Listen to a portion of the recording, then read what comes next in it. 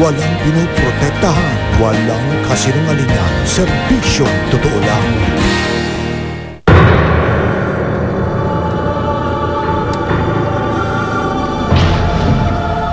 Kahit sa ilalim ng dagat, malaki at malakas ang siyang nagahari. Kaya itong mga pating, pagi, at iba pang malalaking isda, mga siga raw dito. Pero ang naglalakihang isda, unti-unti na raw nauubos. Ngayong linggo sa Born to be Wild, aalamin namin kung saan napunta ang mga nawawalang dambuhala ng dagat. At susuriin kung ano ang solusyon rito. Ito ang Born to be Wild, Big Fish Special.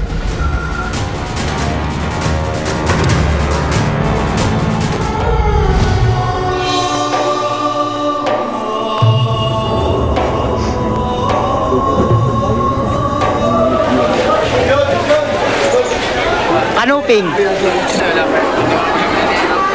Sumama lang. Sa fishport ng Atimonan, Quezon, kailangan mong tumabi, kundi ay matatabig ka na naglalakihang huli. Ano pong isda yan? Tanigi. Wow! 180 ang kilo. Mga 3 kilo ito. Ito. 7 kilo. Ano isda ito? Lamarang? Wow, laki oh. Sa unang tingin, tila napakasagana rin. Pangitiba ang sinasabi ng mga taga rito. Hindi na nila kailangan ng eksperto para malamang nauubos na ang mga hari ng dagat. Ang 14 na yellowfin tuna, 1 linggo sa laot ang iginugol para mahuli. Noon ba madami tayong nakukuha tuna? Ayun. Mga gano'ng kadami kayo nakukuha tuna? Ko'y karamihan kong nakahuli ko yan, ay 54 piraso. 54 pieces, 54 heads ng tuna dati sa 1 linggo na paglalaot. Ngayon, 14 lang po yan. Ayon sa Greenpeace, isa ang tuna sa mga nakahanay sa kanilang seafood red list. Ito ang listahan ng isdang nauubos na dahil sa sobrang paghuli. Sa Pilipinas noong 2001, 1.8 tons ng tuna ang nahuhuli. Pero noong 2008, bumaba ito sa 1.3 tonelada na lang. Tulad ng mga tuna, nasa red list din ang mga pating at rays. Ang pagi o stingray na isa sa mga dambuhalang kinatatakutan dahil sa nakamamatay nitong hagupit, madalas ding hulihin. sabi nila, maghintay lang tayo dahil maya-maya lang baka dumating na yung mga bangka na mayroong mga pating. Ayun ang abangan natin.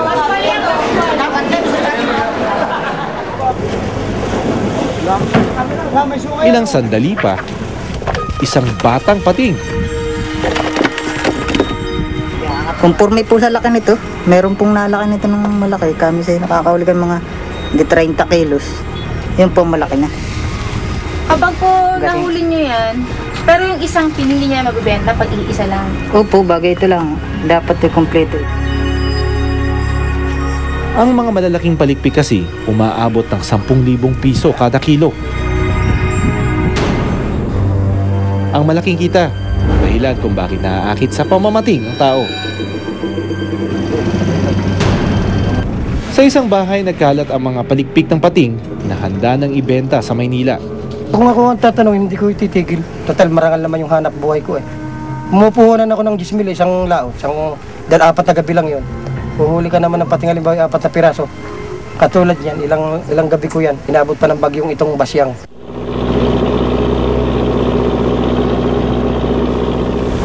4 na oras mula sa pier, naabutan namin sina Eric at Mato na inihahanda kanilang pain.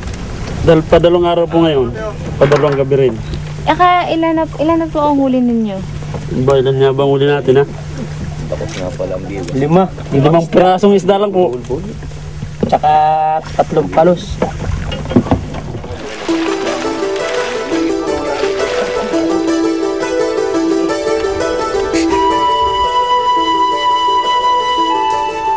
Nag-arya na po kami na pamating, walang nahuli. Maya-maya lang, oras na para ilaglag ang pain sa dagat.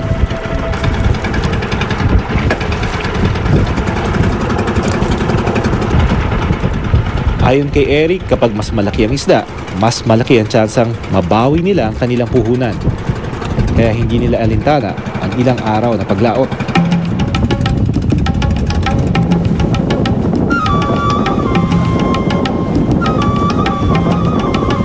Pagsapit ng dilim, oras na para i-arya o hanguin ang mga pain. Ngunit biglang Kagawad! Bakit kailangan na nating umalis? Malakas na. Magsiguro na tayo. Bitaw.